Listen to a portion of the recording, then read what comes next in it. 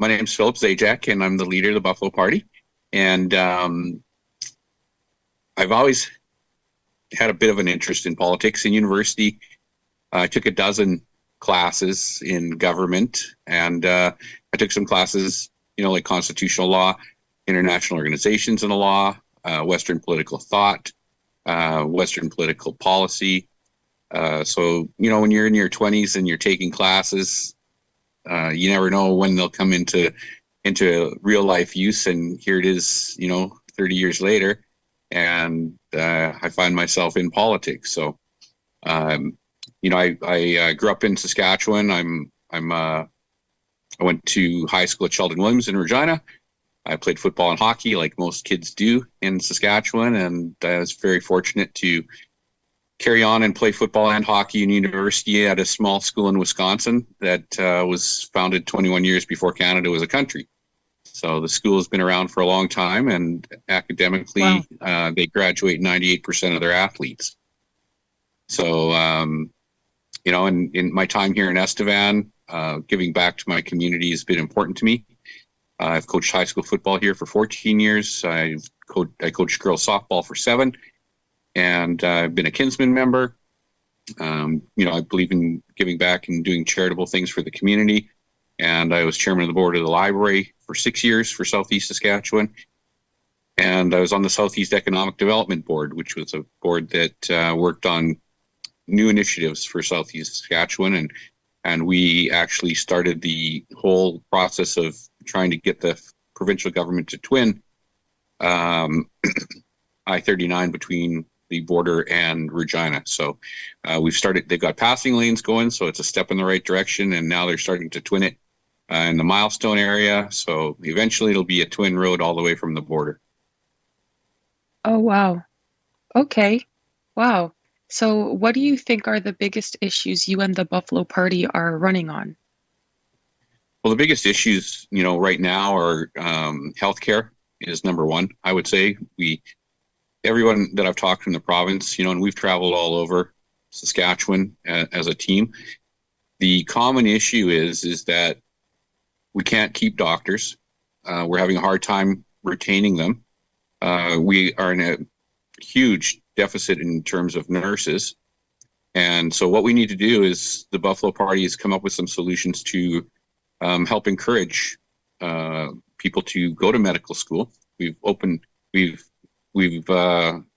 promised that we will open up seats in the medical school at University of Saskatchewan. And our plan is to admit Saskatchewan kids first. We enjoy having, we're lucky to have doctors that have been trained in foreign countries or other provinces. But we know that kids that go to medical school here from Saskatchewan will most likely stay once they graduate. They will come back to their communities because they've grown up here. They've played sports here. They went to school here, and all their friends live here. And most kids in Saskatchewan, if they think they can help their community, they'll come back and they'll do that. So that's one of our plans, is to increase 5-fold the amount of medical school students that we allow in. And then we're going to create, of course, pay incentives right now. If you're, keeping doctors and nurses in rural hospitals is difficult. Even in Regina and Saskatoon, we have doctors that are leaving simply because Saskatchewan is probably the worst province for paying them. So immediately the Buffalo Party would pay doctors, surgeons, and nurses an additional 20%, and for rural doctors and nurses an additional 30%.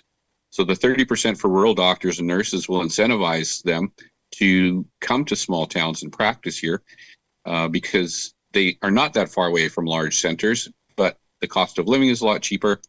And if the pay is more attractive, we hope that we'll be able to get more doctors and nurses to come and stay. One of the other issues that is being felt all over the province, and something that Buffalo has a plan to deal with immediately, is the carbon tax. The carbon tax is excessive. It is not benefiting any of the people of Saskatchewan. The current government has decided to use the notwithstanding clause on heating oil and now some other heat sources to not collect the carbon tax. So if that's a possibility, why not use that same notwithstanding clause on all carbon tax affecting the province and the people of Saskatchewan. That would put money back in everybody's pocket on so many different levels immediately. We know that people are struggling, living paycheck to paycheck in the province, and the stress that that causes for individuals and families, it's endless. So I think that it's important that we remove the carbon tax, we do what we say we're going to do, and I think those are the top two issues that we've been hearing around the province. Okay, thank you. So you've been deeply involved in your community in many capacities. So what has talking to so many people in your community taught you about what matters in Estevan-Big, Muddy, and throughout Saskatchewan?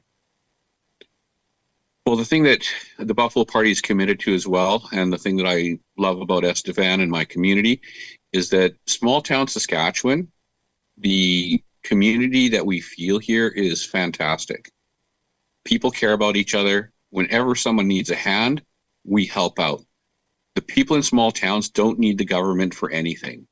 When we hear the word sustainable, it's almost like nails on a chalkboard, because we understand how to sustain ourselves.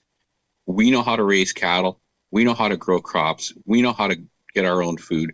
We know how to hunt. We know how to fish. We don't need the government for anything. And the federal government and world governments hate that. And that's why the attack on small town Saskatchewan is happening the way it is. They try and squeeze out the church. They try and squeeze out the hospitals, and they try and squeeze out the schools. And we see it already. You drive around Saskatchewan, there's so many small towns that used to be thriving. They had a school, they had an elementary school, and they would feed into a high school. And so many of these schools are closed, and it literally kills the town. So what we are going to do is we're going to protect the small town way of life. We're going to protect the community, and we're going to teach people in Saskatchewan how nice it is to care about each other again and to help each other out and not have to rely on the government to do everything for us. Wow, right on. So you also understand the challenges that business owners like yourself face. How would you, if elected, help small business owners? Well, the first thing we need to do is remove some of the taxes, right? When we look at corporate tax in Saskatchewan, it's substantially higher than in Alberta, and that gives us a competitive disadvantage when we try and have companies come to Saskatchewan. The other thing that's important too is that we remove red tape. The government is always in the way of projects. So, for example, say an oil company wants to build a refinery or upgrader in Saskatchewan. Well, by the time they get done with all the different the government agencies that are involved, all the surveys, all the things that need to be completed, they spend millions and millions of dollars and they don't even get to start construction. That's a deterrent to any other company because they all talk about coming to Saskatchewan. So the Buffalo Party has a policy that says that it'll be one application and one decision. So if it's an energy project, the company will fill in that application, it'll get reviewed, and the decision will be made. If it's a housing project, it will be in the housing division, it will get reviewed and decided. These things have got to happen. The other thing that is important is to create communities that have strong infrastructure. So how do we enhance companies to come to small town Saskatchewan? We need to make every hospital in the province state of the art. There's no reason why we should only have city hospitals having all of the equipment that we need to take care of our citizens. So if we have very good schools, we have very good hospitals, and we have very good communities into this program that we want to start working on, businesses will come because they know that the cost of land here is so much cheaper than in Alberta, that if we have the infrastructure to make it desirable for them to come to our communities, they'll come. And it's because of what we create as community. And I think that's the focus that has slipped away from the current government, is division amongst the people of the province has gotten worse. And so what we are hoping to do is bring that back to a family-centered, care about each other, help your neighbor. These are all things that we all know and have been raised on, but we've forgotten, and we need to get back to basics here in the province. So then, how would you, if elected, challenge the federal government policies and support the energy industry in your constituency? Well, the federal government is trying to put caps on resources, right? And so what we would do as advocates for Saskatchewan companies is we would use the notwithstanding clause. It's the constitutional power that every province has, that if something is trying to be put on the province that is not good for the people, not good for the citizens, you can use the notwithstanding clause and say that, you know what, this is not good for our province. It's not going to help us. We're not going to do it.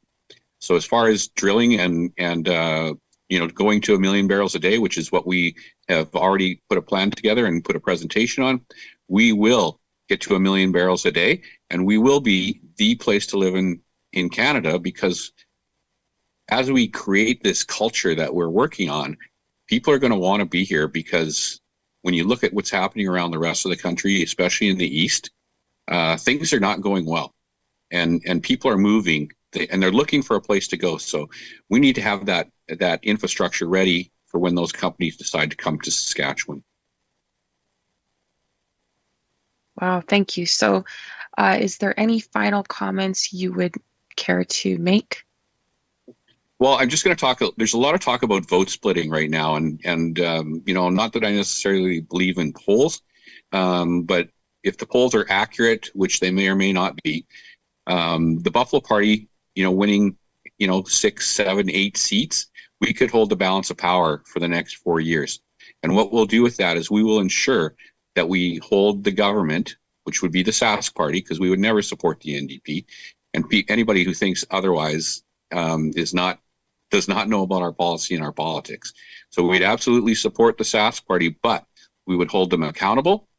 We would hold them to a level of transparency and ethical operation in government. And I think that is even better than being the opposition in this next 4 years. So that's something that we promise we'll do, is we will hold the government accountable and make sure that there's transparency in everything that they do and every tax dollar that they spend. We work hard and pay taxes. The people of the province pay a lot of money in tax. If that money is not being spent wisely, we need to have Buffalo members in the legislature to call them out and make sure that they do the right things with that money. And if they're going to do something that doesn't make sense for the people of the province, we need to voice our opinion, and they have to let us speak. The other thing that is important to know is that we have 100 policies. The Buffalo Party is ready to lead. Even if we get 6 or 8 seats, we can implement our policy into the legislature every day. The policy will get read, it will get debated, and it will get voted on. That's something that we can do, and we can start to influence government day one. We'll get a voting record, and then as for the next election, we'll form government, because our policies are well written by our members. It's not top-down politics from myself or the board. Our members write our policy, and when people read it, we should be the first choice to vote for across the board.